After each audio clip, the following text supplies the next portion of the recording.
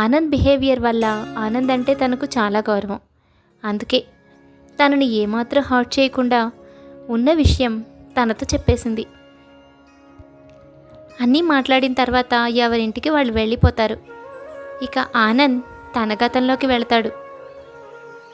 అమ్మా, ఇంకా ఎందుకు ఆలోచిస్తున్నావు? తను మన దూరపు చుట్టాలనే అన్నావు కదా. ఆయన చాలా మంచివారని, ఎప్పుడు నిన్ను చెల్లెలుగానే చూశారని చెప్పావు. ఇన్ని విషయాలు చెప్పిన తర్వాత కూడా ఇంకా సంబంధం మాట్లాడడానికి ఎందుకు ఆలోచిస్తున్నావు? నాకు నచ్చిందని చెప్తున్నా కదమ్మా. నాకంటే నీకు ముఖ్యమైనది ఏదీ లేదు. ఈ మాటేగా నువ్వు ఎప్పుడు చెప్తావు? మరి నేను ఇష్టపడిన అమ్మాయితో నా పెళ్లి చేయడం ఎందుకు నీకు ఇష్టం లేదు? ఇష్టం లేకపోవడం ఏం కాదురా, నాకు ఇష్టమే.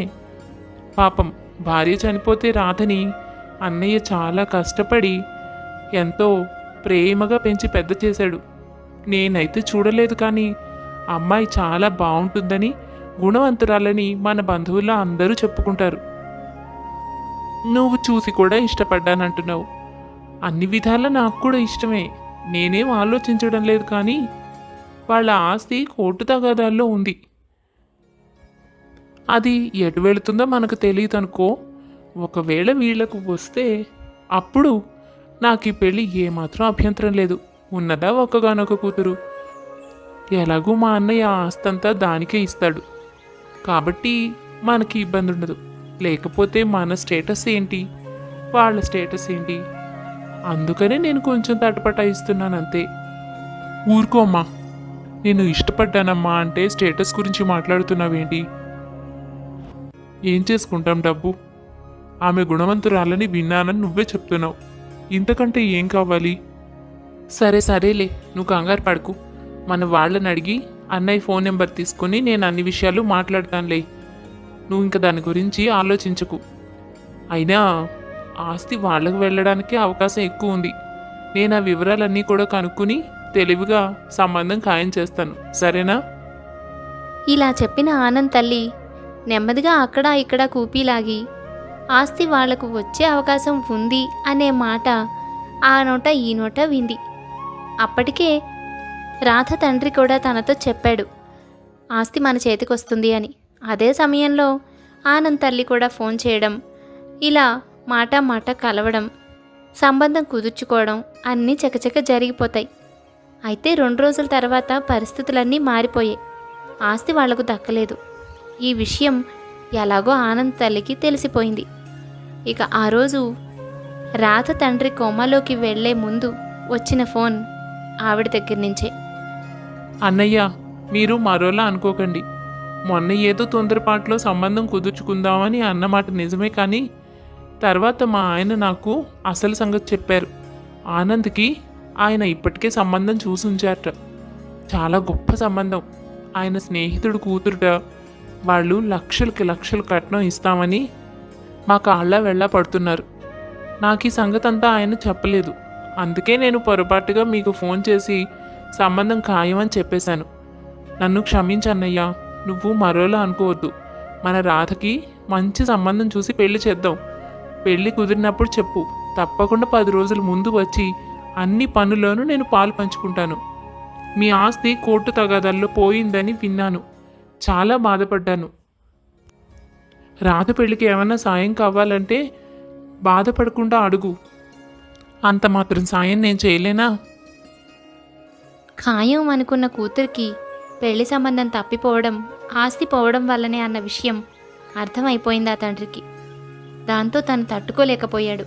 ఒక పక్క అన్నీ అనుకూలంగా జరుగుతున్నాయి అనే సమయంలో 2 దెబ్బలు ఒకేసారి తను తీసుకోలేకపోయాడు. అందుకే హార్ట్అటాక్ వచ్చింది. పాపం ఇలా కోమాలో ఉన్నాడు. ఆ పరిస్థితుల్లోనే రాధ కష్టపడి ఉద్యోగం చేసి తండ్రిని కాపాడుకొస్తోంది. అయితే ఫోన్ మాట్లాడిన వెంటనే తండ్రి స్పృహ తప్పి పడిపోవడంతో జరిగిన సంగతి ఎంత రాధకు తెలీదు. తను తండ్రి కోలుకోగానే విషయాలన్నీ చక్కబడతాయి అనుకుంటోంది. అయితే సంగతంతా తెలుసుకున్న ఆనంద్ తల్లితో దెబ్బలాడాడు. తనను బతిమలాడాడు. అమ్మా, దయచేసి నువ్వు ఆస్తి గురించి ఆలోచించొద్దు. వాళ్ళు ఏమైపోతారు? అసలు అలాంటి మాటలు నువ్వెలా మాట్లాడగలిగావు? పోతే పోయిందమ్మా. మనం కష్టపడి సంపాదించుకోలేమా? అయినా ఇప్పుడు ఉన్నది సరిపోదా? ఒక పక్క ఆడపిల్లను మన ఇంటికి తెచ్చుకుంటామని మాట ఇచ్చి వెంటనే ఇలా చెప్పావు. అసలు వాళ్ళు ఎంత కష్టపెట్టుకుంటారో. ఖాయం అనుకున్న సంబంధం తప్పిపోవడం ఆ ఆడపిల్లకు ఎంత బాధ అనిపిస్తుందో నువ్వెందుకు ఆలోచించడం లేదమ్మా? ఇలా ఎన్నో విధాలుగా ఆనంద్ తల్లికి నచ్చ చెప్పాలని చూశాడు. కానీ తను వినిపించుకోలేదు. తన మాట తనదే అని పంతంగా కూర్చుంది. ఇక ఆనంద్ చేసేది లేక తల్లితో విభేదించి ఎవరికీ చెప్పకుండా ఇక్కడికి వచ్చేశాడు. ఇక్కడికి వచ్చాక రాధ పరిస్థితి చూసి తనకు మరింత బాధేసింది. అయితే రాధకు జరిగిందంతా తెలుసు అనుకుంటున్నాడు ఆనంద్ ఇప్పటి వరకు. అందుకే తను అత్త కొడుకునేనని, ఖాయం చేసుకున్న సంబంధం తనదేనన్న సంగతి బయట పెట్టలేదు. రాధకు తను ఎవరో చెప్పకుండా పక్కనే ఉండి సాయం చేస్తూ అన్నింటా చేదోడు వాదోడుగా ఉంటూ వచ్చాడు. కానీ అసలు విషయం బయట పెడితే తను ఆనంద్ని ద్వేషిస్తుంది, దగ్గరికి కూడా రానివ్వదని భావించాడు ఆనంద్. ఒక విధంగా ఆనంద్కు చాలా సంతోషం కలిగింది. రాధకు జరిగింది తెలియదు కాబట్టి తనపై ద్వేషం లేదు. అయితే ఇప్పుడు తను ఎవరో చెప్పి రాధకు సంతోషం కలిగించాలి అనుకున్నాడు ఆనంద్. ఇప్పుడు నేను ఎవరిని అని చెప్పినా రాధ నాపై కోప్పడదు. నా మీద ఎటువంటి ద్వేషమూ లేదు. పైగా మరింత సంతోషపడుతుంది. జరిగిన సంగతంతా చెప్పి చిన్ననాటి ఫోటోలు చూపించి తనకు అసలు విషయం చెప్తాను. ఇందాక రాధ అంతసేపు జరిగిందంతా చెప్పి మాట్లాడుతూ ఉంటే నన్ను నేనే నమ్మలేకపోయాను. అందుకే వెంటనే విషయం బయట పెట్టలేకపోయాను. కానీ రేపు ఆఫీస్కి వస్తుందిగా, అప్పుడు నేను రాధతో జరిగిందంతా చెప్తాను. ఈరోజు నాకు చాలా సంతోషంగా ఉంది. అమ్మ అంత కటువుగా ప్రవర్తించిన నా జీవితం నేను కోరుకున్న అమ్మాయితో నేను గడపలేనేమో అన్న బాధ ఇప్పుడు నాకు తొలగిపోయింది. ఇప్పుడు రాధతో నా మనసు పంచుకొని మొత్తం చెబితే తను నన్ను అర్థం చేసుకుంటుంది. ఇక అమ్మ గురించి తను పట్టించుకోదు. అమ్మకి ఏదో ఒక విధంగా నచ్చ చెప్పి అవసరమైతే దెబ్బలాడైనా రాధను పెళ్లి చేసుకోవాలి. మావయ్య ట్రీట్మెంట్ తను ఎలాగూ చూసుకుంటోంది. కానీ నేను కూడా సహాయం చేస్తే మరింత మెరుగైన వైద్యం అందించగలుగుతాం. మావయ్య తొందరగా కోలుకుంటాడు. ఉదయం రాధ కోసం వెయిట్ చేస్తూ ఉన్నాడు ఆనంద్. కానీ రాధ ముందే వెళ్ళిపోయింది. ఆ విషయం గమనించి ఆఫీస్కి చేరుకున్నాడు. ఆఫీస్లో వర్క్ సరిపోయింది. సరే తిరిగి వచ్చేటప్పుడైనా తన కోసం ఎదురు చూడసాగాడు ఆనంద్. రాధ పని ముగించుకొని దారిలో ఆనంద్ కలిసింది. తన గురించి నిజం చెప్పాలి అని నోరు విప్పేలోపే, ఆనంద్ గారు, మీకు ఒక విషయం చెప్పాలి. చాలా ముఖ్యమైన విషయం. ఈ మాట చెప్పానంటే మీరు ఆశ్చర్యపోతారు. అదేంటి? నేను చెప్పాల్సిన మాటలన్నీ రాధ చెప్తుంది. రాధకి నిజం తెలిసిందా? లేదు లేదు, తను ఇంకా వేరే ఏదో విషయం గురించి మాట్లాడుతోంది. అలాగా? చెప్పండి రాధా, ఏంటంత ఆశ్చర్యకరమైన విషయం? యాక్చువల్లీ చెప్పడమే కాదు, మీకు డైరెక్ట్గా చూపిస్తాను కూడా. ఎందుకంటే ఇదే సమయానికి తను కూడా వస్తూ ఉంటాడు. అలా రాధ అంటూ ఉండగానే ఒక వ్యక్తి అక్కడికి వస్తాడు. రాధ అతన్ని చూపించి, ఇదిగో ఆనంద్ గారు, మీట్ మై ఫియాన్సీ. ఇంతకుముందు మీకు చెప్పానే, మా డాడీ నా కోసం ఒక సంబంధం కుదిర్చారని, మాకు దూరపు చుట్టాలవుతారని. తనే. యాక్చువల్గా నాకు కూడా తెలీదు, కానీ తనే ఇల్లు వెతుక్కుంటూ నా కోసం వచ్చాడు. మార్నింగ్ తనే నన్ను ఆఫీసులో డ్రాప్ చేసి నేను ఎర్లీగా వెళ్ళాను. తను చాలా చోట్ల నా కోసం ఎంక్వైరీ చేసి మొత్తం మీద ఇల్లు కనిపెట్టి ఇలా వచ్చాట. అత్తయ్యకు మావయ్యకు ఆరోగ్యం బాగోలేకపోవడం వల్ల వాళ్ళు రాలేకపోయారు. కానీ నాన్నకి ఇలా జరిగిందని తెలిసి తనని పంపించారట. మీకు ఒక గమ్మత్తైన విషయం చెప్పనా? ఈయన పేరు కూడా ఆనందే. నాన్న నాతో చెప్పినప్పుడు నేను పేరు కనుక్కోలేదు. కానీ ఈరోజు ఈయన అడిగినప్పుడు నాకు ఆశ్చర్యం వేసింది. What a coincidence. మార్నింగ్ మీకు చూపిద్దామంటే మీరు నాకు కనిపించలేదు. అందుకే ఈవినింగ్ రమ్మన్నాను. గలగల గలగల మాట్లాడుతోంది రాధ. కానీ ఆనంద్ ఆశ్చర్యంతో అలా నుంచుండిపోయాడు. రాధ మాట్లాడే మాటలేవి తనకు వినిపించడం లేదు. ఇతనెవరు? నా పేరు పెట్టుకుని ఇక్కడికి ఎందుకు వచ్చాడు? ఇతను ఎవరు పంపించారు? రాధకి అబద్ధం ఎందుకు చెప్పాడు? ఇప్పుడే రాధకి నిజం చెప్పానా? తను నమ్ముతుందా? లేదు. అసలు ముందు ఇతనెవరో ఎలా వచ్చాడో అది కనుక్కోవాలి.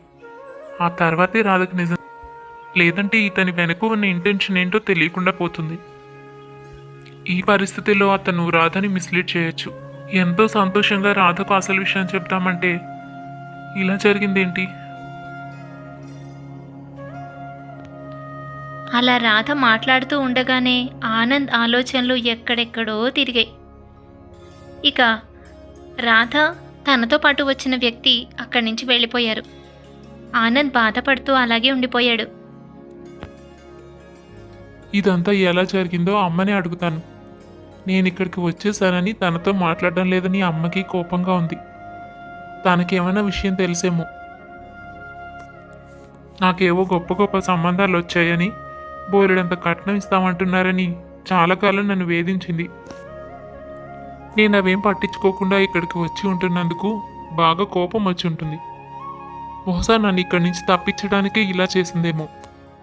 అంతకు మించి ఈ విషయాలేవి ఎవ్వరికీ తెలీదు. ఇలా ఇంటి విషయాలు తెలుసుకొని బయట వ్యక్తులు వచ్చే అవకాశమే లేదు. ఇలా బాగా ఆలోచించుకున్న ఆనంద్ తల్లి దగ్గరకు వెళతాడు. అమ్మా, ఆ వచ్చిన వ్యక్తి ఎవరు? నాకు బాగా అర్థమవుతోంది అతన్ని నువ్వే పంపించుంటావని. నా దగ్గర నిజం దాచకుండా ఉన్న విషయం చెప్పమ్మా. నీకు నేను అక్కడ ఉండిపోయినందుకు కోపంగా ఉందని నాకు తెలుసు. నువ్వు చెప్పిన సంబంధం చేసుకోలేదని కూడా నువ్వు బాధపడ్డావు. అయితే నా మనసులో ఉన్న మనిషిని కాదని, డబ్బు కోసం ఎవరినో పెళ్లి చేసుకోవడం నా వల్ల కాదు. అందుకే వెళ్ళిపోయాను. పైగా మన వల్ల తండ్రి కొమ్మలోకి వెళ్ళిపోయి రాధ కష్టాల్లో ఉంది. ఒంటరి ఆడపిల్ల ఎలా బతుకుతుంది? తనకు అండగా ఉండాలని నిర్ణయించుకుని అక్కడే ఉద్యోగం చేసుకుంటున్నాను. నీకిదంతా నచ్చదని నాకు తెలుసు, కానీ మరీ ఇంత పని చేస్తావని అనుకోలేదు. అసలు ఎవరమ్మా అతను?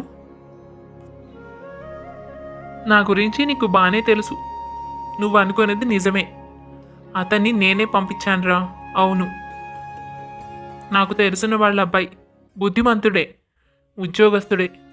నువ్వేమీ కంగారు పడక్కర్లేదు. వెనక ముందు ఎవ్వరూ లేరు అతనికి. అతని పేరు గౌతమ్. నెమ్మదిగా రాధతో మాట్లాడి ఆమెను పెళ్లి చేసుకుంటే రాధకు కూడా మంచి జీవితం వచ్చినట్టే అవుతుంది కదా. నాకు ఇబ్బంది లేకుండా ఉంటుంది. ఎన్ని రోజులు ఆమె వెనకాల తిరుగుతావు? నా కొడుకు నా ఇంటికి రావాలంటే ఈ మాత్రం పని చేయక తప్పదనిపించింది.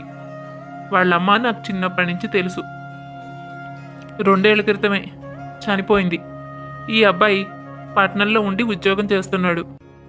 ఈ మధ్యనే వాళ్ళ ఇల్లు చూసుకుందామని వస్తేను మాట కలిపాను. అతను కూడా పెళ్లి చేసుకోవడానికి ఒక మంచి అమ్మాయి ఉంటే చెప్పమన్నాడు. నాకు అప్పుడు ఆలోచన వచ్చింది, ఈ అబ్బాయి బుద్ధిమంతుడే, ఆ అమ్మాయి కూడా ఇబ్బందులు పడుతోంది. వాళ్ళిద్దరికీ ముడేస్తే నాకు నువ్వు ఇంటికి తిరిగి వస్తావు, వాళ్ళకి మంచి జీవితం దొరుకుతుంది అనుకున్నాను. తప్పే ఉంది? ఇతనికంటే ఎవ్వరూ లేరు. ఓ రూపాయి గురించి ఆలోచించే పరిస్థితి లేదు. ఏదో ఉద్యోగం చేసుకుంటున్నాడు. అతనికి వచ్చే జీతం అతనికి సరిపోతుంది. అలాంటి అమ్మాయిని చేసుకోవడానికి సిద్ధంగా ఉన్నాడు. కానీ నువ్వో ఒక పెద్ద ఉద్యోగస్తుడివి. నీకు బోలెడంతమంది పిల్లనిస్తామని, లక్షలకు లక్షలు కట్నాలు ఇస్తామని ఎగబడుతున్నారు. తల్లిదండ్రులుగా మాకు నీ మీద కొన్ని హోప్స్ ఉంటాయి. అవన్నీ వదిలేసి మాకిష్టం లేని పెళ్లి చేసుకుంటావంటే ఎలా ఒప్పుకోమంటావు? వద్దన్నందుకు చెప్ప పెట్టకుండా ఇంటి నుంచి వెళ్ళిపోయావు. ఆ తర్వాత ఎంక్వైరీ చేస్తే వాళ్ళ ఊళ్ళోనే స్థిరపడ్డావని తెలిసింది. నీకేం కర్మరా? ఇంత ఇల్లు, ఈ ఆస్తి, ఈ ఉద్యోగం అన్నీ వదులుకొని ఒక చిన్న ఇంట్లో చిన్న ఉద్యోగం చేసుకుంటూ బతుకుతున్నావు. ఏం సాధిస్తున్నావు?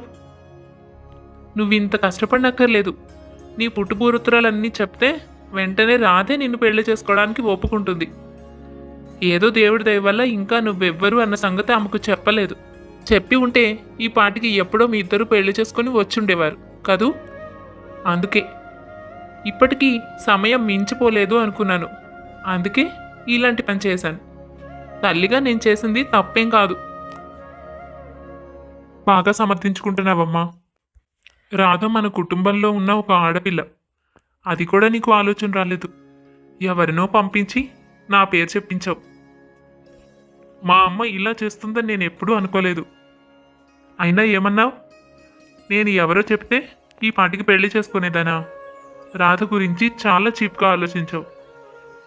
ఆమెకు నేనెవరో చెప్పనిది తన తండ్రి అలా అవ్వడానికి కారణం మనమే అని తెలిస్తే నన్ను అసహించుకుంటుందని, దగ్గరకు కూడా రాదని. తనకు విషయం అంతా తెలుసు అనుకున్నాను. నువ్వు ఫోన్ చేసిన తర్వాతనే ఆయన అకస్మాత్తుగా పడిపోయి కోమాలోకి వెళ్ళిపోయాడు. ఇదంతా నాకు ఇష్టం లేదని, నేను నిజంగా తన్ని ప్రేమిస్తున్నానని రాధకు తెలియదు కదా. అందుకే నాపై కూడా ద్వేషం పెంచుకుంటుంది అనుకున్నాను. అందుకే చెప్పలేదు. కానీ తను ఈ మధ్యనే నాతో విషయం అంతా చెప్పింది. తనకు వాళ్ళ నాన్న ఎందుకు కోమాలోకి వెళ్ళాడో కూడా తెలీదు. ఇప్పటికీ వాళ్ళ నాన్న ఇచ్చిన మాటని కట్టుబడి ఉంది. వాళ్ళ నాన్న కోమాలోంచి బయటికి రావాలని, ఆ తర్వాత తను నిర్ణయించిన అబ్బాయితే తను పెళ్లి చేసుకోవాలని ఆలోచిస్తోంది. అయినా నేనెవరో చెప్పినంత మాత్రాన వెంటనే నన్ను పెళ్లి చేసుకొని ఎగిరి గంతులేయదు. తను ఒక బాధ్యత గల అమ్మాయి. నువ్వు చాలా తక్కువగా ఆలోచిస్తున్నావు. బాగోలేదమ్మా. ఏదేమైనా ఇప్పుడు కూడా నేను రాధని కాపాడుకోవడానికే వెళుతున్నాను. నువ్వు ఎన్ని చేసినా తనకు తోడుగా ఉంటానే తప్ప నువ్వు కోరుకున్నది జరగదు. నువ్వు ఇందాకే అన్నావు, బోలెడంత ఆస్తుంది, ఇల్లుంది అని. ఇవన్నీ ఉన్నాక కూడా నీకు వచ్చే కట్నం మీద ఎందుకంత ఆశ? నేను నీ కొడుకునా లేక నీ చేతుల్లో వస్తువునా? నేను ఆమెను ఇష్టపడ్డాను అని చెబుతున్నా కూడా అర్థం చేసుకోకుండా కట్నం గురించి మరో పెళ్లి చేసుకోమంటున్నావు. నన్ను రప్పించడం కోసం ఇంత నాటకం ఆడావు. ఆ అబ్బాయి ఎప్పుడో ఎక్కడో ఉద్యోగం చేయడానికి వెళ్ళిపోయాడు. అతను ఎటువంటి వాడో ఏంటో నీకు పూర్తిగా తెలుసా? ఒకసారి 2 సార్లు చూసినంత మాత్రాన మనుషులు నిజ స్వరూపాలు ఏంటో నీకెలా తెలుస్తుందమ్మా?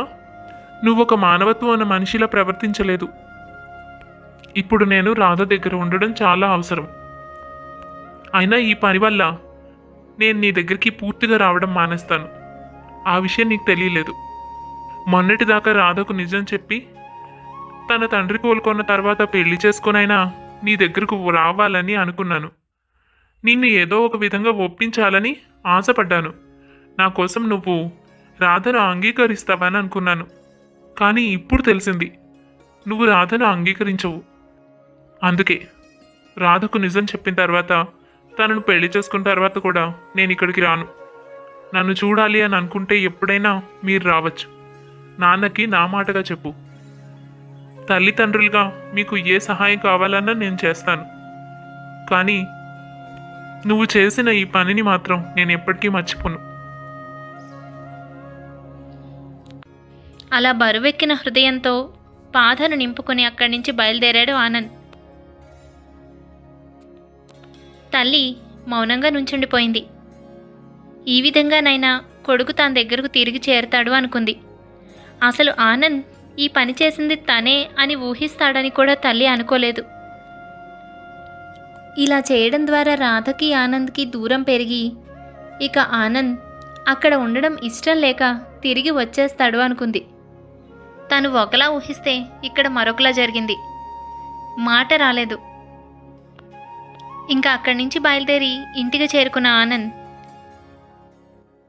ఇదంతా కాదు. రాధను కాపాడుకోవాలి. ఆ తర్వాత నేనెవరు అన్న నిజం చెప్పాలి. ఇప్పుడు నేను ఏమీ చేయలేను. అతని నిజస్వరూపం ఏంటో బయట పెట్టాలి. అప్పుడే రాధకి అర్థమవుతుంది. తనంతట తానుగా నిజం తెలుసుకుంటే మంచిది. భగవంతుడా, నా రాధను ఏ ఇబ్బంది రాకుండా నువ్వే కాపాడాలి. ఇక రాధ కోసం వచ్చిన వ్యక్తి గౌతమ్. ఏ జన్మలో చేసుకున్న పుణ్యమో ఇలా ఇంత అందమైన అమ్మాయిని పెళ్లి చేసుకునే అవకాశం నాకు వచ్చింది. నా గురించి ఏమీ తెలియదు కాబట్టి ఆంటీ నన్ను పంపించారు. నేనేదో ఉద్యోగం వెలగబెడుతున్నాను అనుకుంది పాపం. నేను ఊరంతా అప్పులు చేసేది లేక తిరిగి ఇక్కడికి వచ్చాను. ఈ విషయాలేవి తెలియదు కదా. నన్ను అడిగేవాళ్ళు లేరు, ముందు వెనక బంధువులు లేరు. నాకు అడ్డే ఉంది. ఈ పరిస్థితి అంతా చెప్తే పిల్లనెవ్వరూ ఇవ్వరు. కానీ అదృష్టం దానంతట అదే తలుపు తట్టింది. అమ్మాయి చూస్తే అమాయకురాలు, అందగతే. ఈ ఇల్లు చూస్తే పర్వాలేదు, బాగానే గిట్టుబాటు అవుతుందనిపిస్తోంది. అన్ని విధాలా నీకు కలిసి వచ్చిందిరా గౌతము. ఇంకా ఎన్ని రోజులు ఇలా ఇబ్బంది పడతారు? మీరు అనుకున్నట్టుగా నన్ను చూశారు, ఇక ఇంటికి వెళ్ళొచ్చుగా. అత్తయ్యను మావయ్యను అడిగానని చెప్పండి, నా నమస్కారాలు తెలియచేయండి. మళ్ళీ మీకు సెలవు ఉన్నప్పుడు చూడటానికి రండి. ఈసారి వచ్చినప్పుడు నా అన్నని కూడా చూసొద్దాం. ఇప్పటికే 2 రోజులు అయిపోయింది. మీరు ఇంకా ఇక్కడే నా కోసం ఉండిపోతే చూసే వాళ్ళకు కూడా బాగుండదు. అరే, ఇంకా ఏం ఆలోచిస్తున్నావు రాధా? నిన్ను పెళ్లి చేసుకోబోయేవాడినే కదా. ఎవరు అడిగినా అదే సమాధానం చెప్పు. ఇందులో తప్పేముంది? అయినా నేను కావాలని 4 రోజులు సెలవు పెట్టి మరీ వచ్చాను, కేవలం నీకు సహాయంగా ఉండడం కోసం. మరి అప్పుడే ఎలా వెళ్ళిపోతా చెప్పు? అయినా నిన్ను ఇబ్బంది పెట్టకూడదనేగా నేను వేరొక చోట రూమ్ తీసుకుని అప్పుడప్పుడు నేను చూడటానికి వస్తున్నాను, అంతే కదా. నువ్వు కంగారు పడకు, ఎవరు అడిగినా నేను సమాధానం చెప్తాను. రేపు అంకుల్ని చూడటానికి వెళ్దాం. ఈరోజు మాత్రం నీకు సెలవే కాబట్టి మనం కబుర్లు చెప్పుకుందాం. రాధ ఎంత చెప్తున్నా గౌతమ్ ఇదే మాటపై ఉండి ఆ రోజంతా తనతోనే ఉండసాగాడు. గౌతమ్ ఏదో మాట్లాడుతూ ఉన్నాడే కానీ రాధకు అంతగా నచ్చలేదు. ఎందుకో తను గౌతమ్తో ఫ్రీగా ఉండలేకపోయింది. కానీ కాబోయే భర్త అనుకుంటోంది కాబట్టి ఏమీ చెప్పలేక ఆ రోజంతా ఎలాగో కష్టపడి గడిపేసింది. ఇంకా రాధ బలవంతం మీద గౌతమ్ ఆ రోజు వెళ్ళిపోయాడు. మళ్ళీ మరుసటి రోజు పొద్దున్నే తయారై వస్తాడు అనుకుంది రాధ. కానీ ఎందుకో గౌతమ్ రాలేదు. ఒక విధంగా ప్రశాంతంగా అనిపించింది. తను మామూలుగా ఆఫీసుకు వెళ్ళింది. ఇంకా ఆఫీసులో రాధా, నిన్నంతా హాలిడే, మీరు ఇంట్లోనే ఉన్నారని తెలుసు. నేను గమనిస్తూనే ఉన్నాను. మీ ఫియాన్సీ కూడా మీతో పాటే ఉన్నట్టున్నారు. తను ఇక్కడే ఉండిపోవడానికి వచ్చారా? కాదు ఆనంద్ గారు, నన్ను చూడటం కోసం సెలవు పెట్టి వచ్చారంట. అయినా ఇక్కడ నాతో పాటు ఉండొద్దని ఒక చోటెక్కడో రూమ్ తీసుకున్నారు. మార్నింగ్ టైం అంతా ఇక్కడ హాలిడే కాబట్టి టైం స్పెండ్ చేయొచ్చని ఇంట్లోనే ఉండిపోయారు, అంతే. అవునా? డే అంతా ఇంట్లో బోర్ కొట్టలేదా? ఎక్కడికైనా బయటకు రాలేదా రాధా? అయినా కాసేపు మా ఇంటికి కూడా తీసుకుని రావాల్సింది. అక్కడే టైం స్పెండ్ చేసేవాళ్ళం కదా. నేను మధ్యలో వస్తే బాగుంటుందని ఆలోచించాను, లేదంటే నేనే వద్దామనుకున్నాను. ఐ నో అండి, మీరు ఇన్నాళ్ళుగా మా పక్కింట్లో ఉంటున్నా ఎప్పుడూ మా ఇంటికి రాలేదు. హాలిడే రోజు కూడా నన్ను ఎప్పుడూ ఇబ్బంది పెట్టలేదు. మీరు డీసెంట్. కానీ తను బయటకు వెళదామన్నా ఒప్పుకోలేదు. ఇంట్లోనే ఏదో మూవీ చూసాం. ఫుడ్ వండుతానంటే వద్దని ఆర్డర్ పెట్టారు. ఏదో అలా కబుర్లు చెప్తూ గడిపేశాము. బట్ యునో, నేను ఎందుకో కంఫర్టబుల్గా లేను ఆనంద్ గారు. మీరు అడిగారు కాబట్టి ఉండబట్టలేక చెప్పేశాను. నాకెందుకో ఆయనతో ఫ్రీగా మూవ్ అవ్వాలని అనిపించలేదు. ఈరోజు మార్నింగ్ కూడా వస్తారనుకున్నాను, కానీ రాలేదు. యునో, నాకు చాలా బెటర్గా అనిపించింది.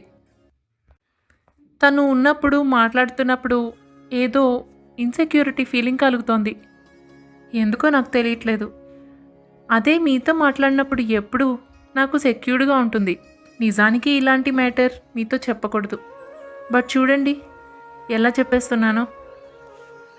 ఎందుకు నేను అలా ఫీల్ అవుతున్నాను? యాజ్ ఏ ఫ్రెండ్ మీరు నాకేమైనా అడ్వైస్ చేయొచ్చుగా. ఎందుకంటే వాడొక ఫ్రాడ్ కాబట్టి. ఇలా మరొక పేరు పెట్టుకుని ఒక ఆడపిల్ల దగ్గరికి వచ్చిన వాడు బుద్ధిమంతుడు ఎలా అవుతాడు? వాడికి బుద్ధి లేదు కాబట్టి ఇలా వచ్చాడు. అలాంటి వాడితో నువ్వేం మాట్లాడతావు రాధా? అనుకుంటూనే ఉన్నాను వాడు ఏదో ఒకటి ఇబ్బంది పెడతాడు అని. ఇలా కాదు. ఈ కథ కంచికి ఎలా చేరుతుందో తెలియాలంటే చివరి భాగం వరకు ఎదురు చూడాల్సిందే. కథ నచ్చిందా? అయితే తప్పకుండా లైక్ చేసేయండి. మరింకెన్నో మంచి మంచి కథల కోసం మా ఛానల్ని సబ్స్క్రైబ్ చేసుకోండి. కథ చివరి భాగంలో మళ్ళీ కలుద్దాం.